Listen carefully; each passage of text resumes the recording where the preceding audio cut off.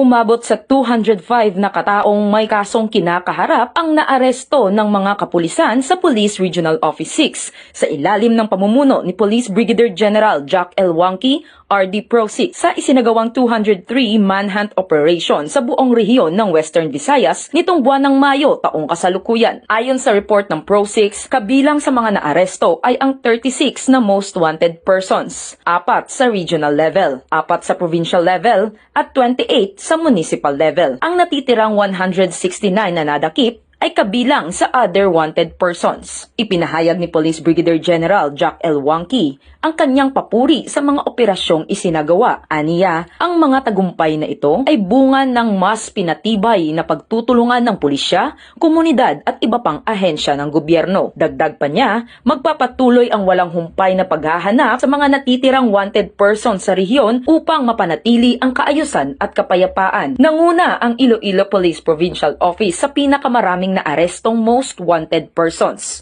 na may 11 huli. Sinundan ito ng Capiz Police Provincial Office na may 8 huli. Kasunod ay ang Iloilo City Police Office na may 7 huli. 5 naman sa Aklan Police Provincial Office.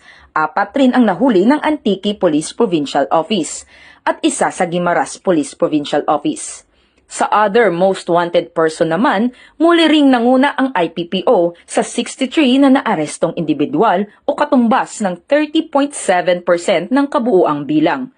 Sumunod ang Antique PPO na may 34 na nahuli, ICPO na may 27 nahuli, 21 na nahuli naman sa Aklan PPO. Sa Capiz PPO ay may 12 na nahuli at ang Guimaras PPO at RMFB6 ay may tig-6 na nahuli at ang CIDG Regional Field Unit 6 ay may 2 nahuli. Isang patunay ang mga tagumpay na ito na epektibo at determinado ang Pro 6 sa pagsigurong ligtas at mapayapa ang buong rehiyon ng Western Visayas. Dahil sa bagong Pilipinas ang gusto ng pulis, ligtas ka. Mula rito, sa Police Regional Office 6, ako ang inyong PNN Correspondent Patrolwoman Justin May Halyores, alagad ng batas, tagataguyod ng Balitang Pulis.